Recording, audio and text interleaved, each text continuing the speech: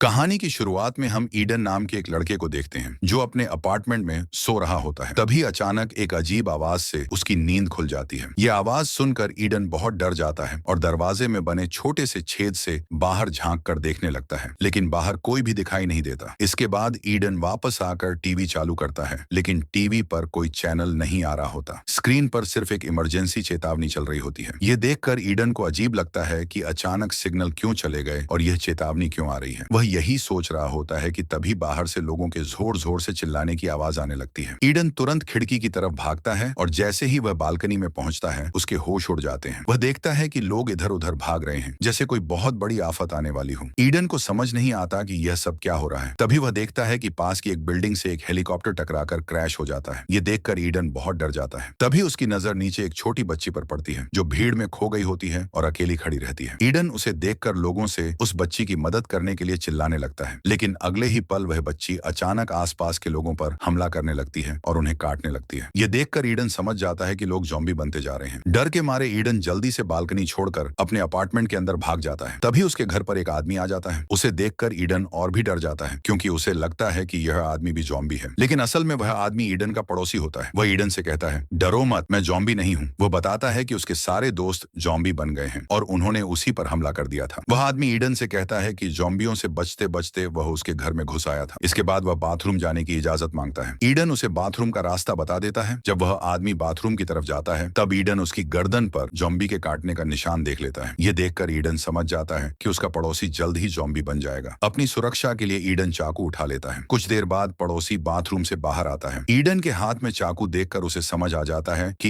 Eden उसे zombie समझकर मार सकता है। वह ईडन से कहता है, मैं ज़ॉम्बी नहीं हूँ, लेकिन तभी उसकी आंखों का रंग बदलने लगता है। यह देखकर ईडन समझ जाता है कि वायरस उस पर असर करने लगा है। ईडन अपने पड़ोसी से कहता है कि वह तुरंत घर से बाहर चला जाए, नहीं तो वह उसे मार देगा। मजबूरी में पड़ोसी घर छोड़कर बाहर चला जाता है। जब ईडन दरवाजे के छोटे से छेद से बाहर देखता है तो वह देखता है कि बाहर मौजूद ज़ॉम्बी उसके पड़ोसी पर हमला कर देते हैं। यह देखकर ईडन बहुत डर जाता है और जल्दी से दरवाजे को अच्छी तरह लॉक कर देता है। कुछ देर बाद जब माहौल थोड़ा शांत होता है तो ईडन न्यूज सुनता है। रिपोर्ट में बताया जाता है कि यह वायरस पूरे शहर में फैल चुका है। जो लोग अभी संक्रमित नहीं हुए हैं उन्हें बाहर नहीं निकलना चाहिए और अपने घर के दरवाजे खिड़कियां बंद रखनी चाहिए। ईडन अपनी फैमिली को कॉल करने की कोशिश करता है, लेकिन सभी लाइनें बिजी होती हैं। जब वह अपने मैसेज चेक करता है तो उसे अपने माता पिता के कुछ मैसेज मिलते हैं। उनमें लिखा होता है कि पूरे शहर में ज़ॉम्बी फैल चुके हैं और उन्हें उसके पास आने में समय लगेगा। इसलिए ईडन को घर से बाहर न निकलने और उनका इंतजार करने को कहा जाता है। शाम हो जाती है। ईडन अपनी बालकनी में बैठकर बाहर देखता है। पूरा शहर सुनसान हो चुका होता है और कई जगह आग लगी होती है। ये सब देखकर ईडन पूरी तरह टूट जाता है और सोचता है कि वह इन हालात में अकेले कैसे जिंदा रहेगा। इन मुश्किल हालात में हिम्मत बनाए रखने के लिए ईडन अपने पूरे अपार्टमेंट में छोटे छोटे मोटिवेशनल नोट्स लगा देता है। वह शीशे पर डे लिख देता है, 1 लिख देता है। ईडन समझ जाता है कि यह ज़ॉम्बी वायरस कई महीनों तक चल सकता है, इसलिए वह अपने घर में एक सुरक्षित जगह बना लेता है ताकि किसी भी खतरे के लिए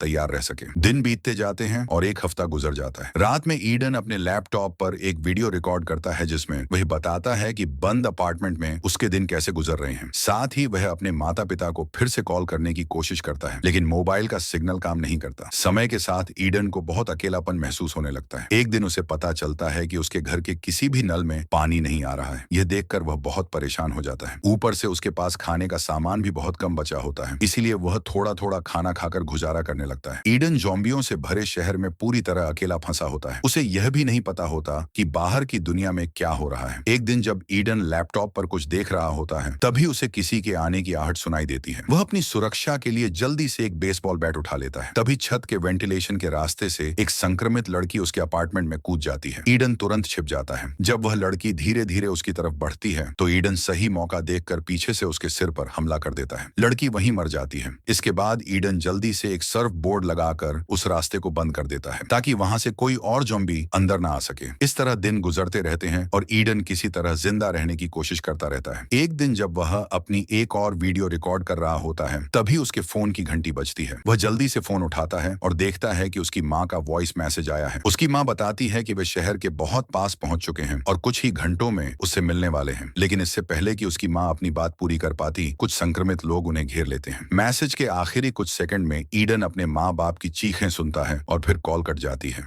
ये सुनकर ईडन समझ जाता है कि उसके माता पिता अब मर चुके हैं। ईडन बहुत रोने लगता है क्योंकि अब उसके पास जीने की कोई वजह नहीं बचती। वह एक बेसबॉल बैट उठाता है और वहां से भागने का फैसला करता है। जैसे ही वह घर से बाहर निकलता है, उसे चारों तरफ बहुत सारे संक्रमित लोग दिखाई देते हैं। तभी उसकी नजर अपने पड़ोसी पर पड़ती है, जो अभी जिंदा तो होता है लेकिन बहुत बुरी तरह घायल होता है। इस वजह से वह ईडन पर हमला नहीं कर पाता। ईडन बिल्डिंग से बाहर निकलने का रास्ता ढूंढने की कोशिश करता है, लेकिन उसे कोई रास्ता नहीं मिलता। हर जगह ज़ॉम्बी खड़े होते हैं। यह देखकर ईडन समझ जाता है कि इतने सारे संक्रमित लोगों के बीच से वह बाहर नहीं निकल सकता। जैसे ही वह वापस अपने अपार्टमेंट की तरफ जाता है, संक्रमित लोग उस पर हमला कर देते हैं, लेकिन ईडन किसी तरह उनसे बचकर अपने घर के अंदर घुस जाता है। वह फ्रिज को दरवाजे के सामने खिसकाकर दरवाजा अच्छी तरह बंद कर देता है ताकि कोई भी ज़ॉम्बी अंदर ना आ सके। अब मजबूरी में ईडन को फिर से अपने घर के अंदर ही रहना पड़ता है। कई हफ्तों से घर में बिल्कुल अकेले रहने की वजह से ईडन पूरी तरह टूट चुका होता है। इन हालात में उसका जीना बहुत मुश्किल हो जाता है। तभी पूरे शहर की बिजली चली जाती है। यह देखकर ईडन और भी ज्यादा सदमे में आ जाता है। वह सोचने लगता है कि अब वह आगे अपनी जिंदगी कैसे गुजारेगा। उसके पास न खाने को कुछ है,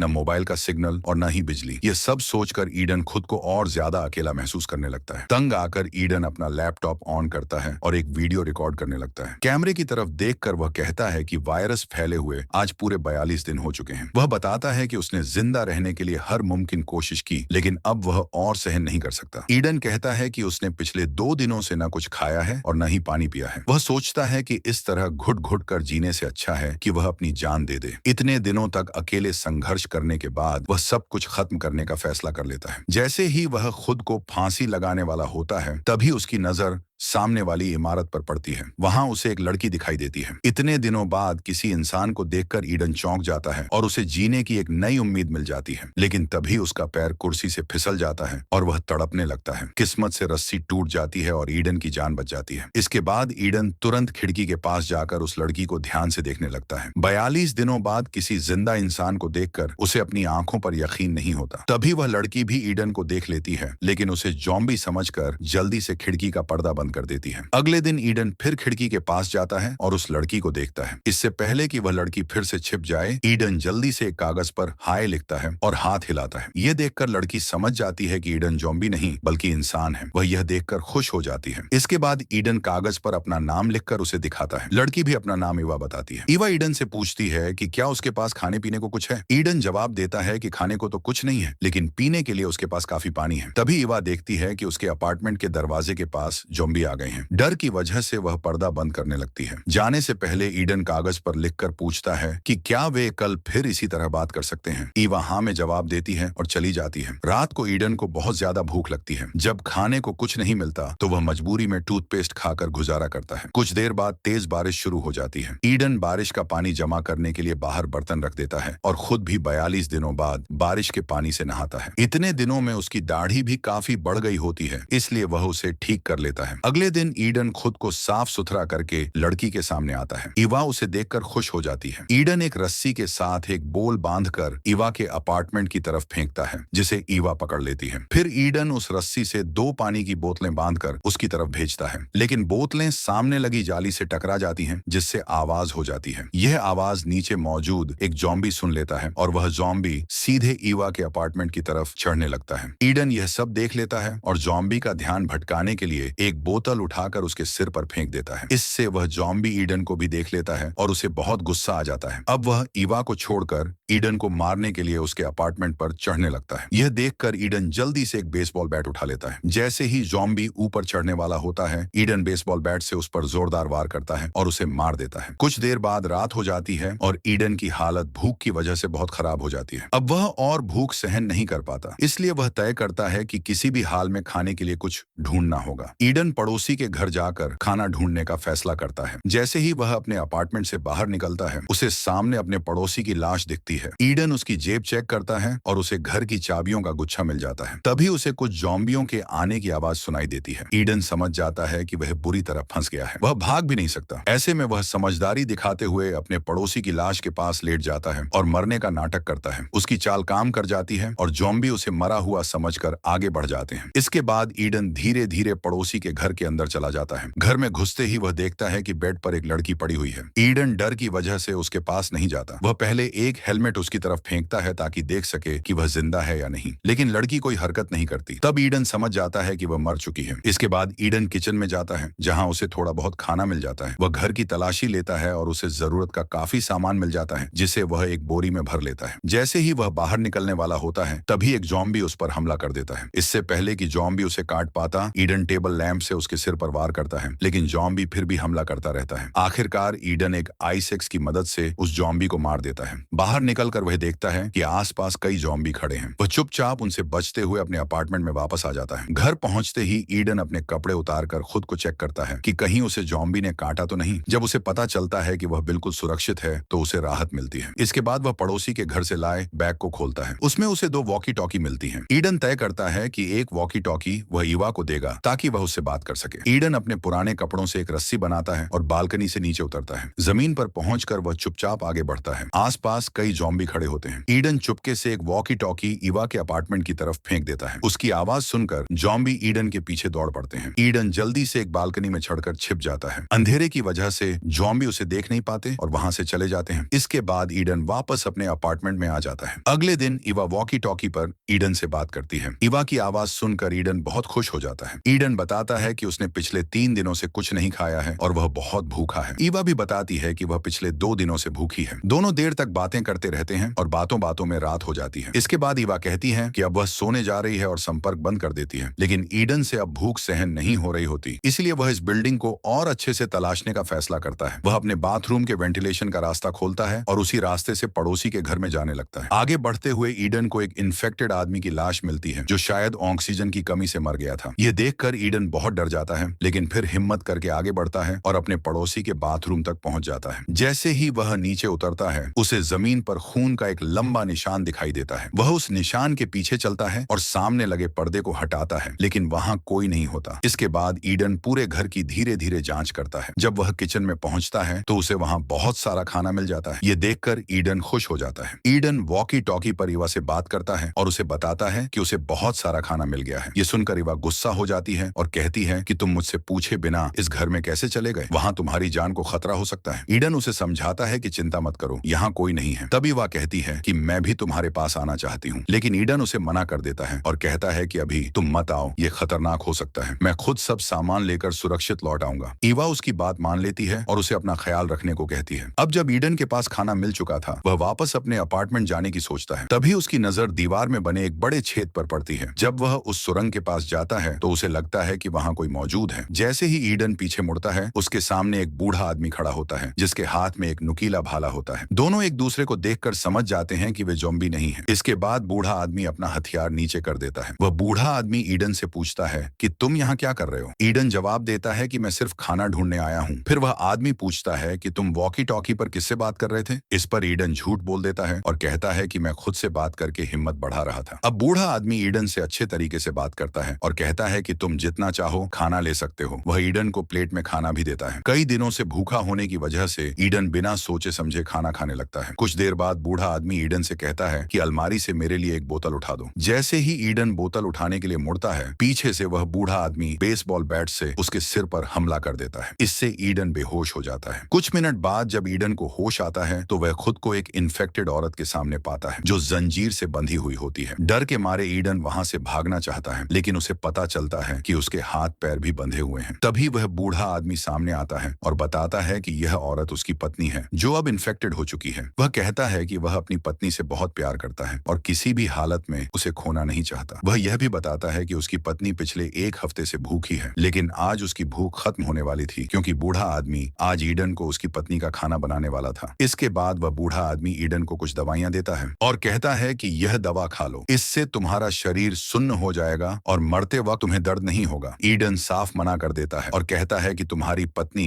इस हालत में जिंदा नहीं रह पाएगी। वह खुद मरना चाहती है, इसलिए तुम्हें उसे मारकर इस नरक जैसी जिंदगी से आजादी देनी चाहिए। लेकिन उस बूढ़े आदमी की दिमागी हालत ठीक नहीं थी। वह गुस्से में ईडन से कहता है कि चुपचाप दवा खा लो, वरना मैं तुम्हें जबरदस्ती बेहोश कर दूंगा। ईडन दवा खाने से मना कर देता है। इसके बाद बूढ़ा आदमी उसे बेहोश करने के लिए औजार लेने चला जाता है। ईडन समझ जाता है कि अगर उसने अभी कुछ नहीं किया तो वह मारा जाएगा। किसी तरह वह खुद को खोल लेता है और दरवाजे के पीछे छिप जाता है। जैसे ही बूढ़ा आदमी उसे मारने आता है, ईडन चालाकी से उसे पकड़कर उसकी इन्फेक्टेड पत्नी के पास धक्का दे देता है। उसकी पत्नी उस पर हमला कर देती है और उसे काटने लगती है। ईडन कमरे का दरवाजा बंद कर देता है और वहां से भाग जाता है। उसी वक्त एवा वॉकी टॉकी पर बताती है कि उसके अपार्टमेंट में इन्फेक्टेड घुस चुके हैं। ईडन तुरंत एवा को बचाने के लिए दौड़ता है। वह देखता है कि एवा बालकनी में फंसी हुई है। ईडन चादरों की रस्सी बनाकर नीचे उतरता है लेकिन गिर जाता है। तभी एक इन्फेक्टेड उस पर हमला करता है। ईडन बंदूक से उसे मार देता है लेकिन गोली की आवाज सुनकर और भी इन्फेक्टेड वहां आ जाते हैं। एवा ऊपर से रस्सी फेंकती है। ईडन रस्सी से चढ़ता है लेकिन एक इन्फेक्टेड भी पीछे से चढ़ने लगता है। ईडन पास की बालकनी में कूद जाता है और चाकू से रस्सी काट देता है। इन्फेक्टेड नीचे गिरकर मर जाता है। अब एवा भी ईडन के पास आ जाती है। दोनों समझ जाते हैं कि यहाँ रहना सुरक्षित नहीं है। वे दरवाजा खोलते हैं और पीछे छिप जाते हैं। जैसे ही इन्फेक्टेड अंदर घुसते हैं, दोनों बाहर निकल जाते हैं और दरवाजा लॉक कर देते हैं। रास्ते में एक और इन्फेक्टेड हमला करता है। लंबी लड़ाई के बाद एवा उसे मार देती है। अब वे अपने अपार्टमेंट के पास पहुंच जाते हैं लेकिन तभी एक बहुत ताकतवर इन्फेक्टेड आ जाता है। ईडन एवा को अंदर भेज देता है और खुद उससे लड़ता है। बाद में वह अंदर आकर दरवाजा बंद कर देता है। ईडन एवा से दूर रहने को कहता है और उसे बैट देकर कहता है कि मुझे मार दो क्योंकि मैं इन्फेक्टेड हो चुका हूं, लेकिन एवा मना कर देती है। तब ईडन बिल्डिंग से कूदकर जान देने का फैसला करता है। कूदने से पहले जब वह अपनी बॉडी चेक करता है तो उसे कोई काटने का निशान नहीं मिलता। उसे पता चलता है कि वह इन्फेक्टेड नहीं हुआ है। दोनों खुश होकर एक दूसरे को गले लगाते हैं और साथ रहने का फैसला करते हैं। मूवी के आखिर में दिखाया जाता है कि सरकार को वायरस की वैक्सीन मिल जाती है और हालात धीरे धीरे ठीक होने लगते हैं। इसी के साथ कहानी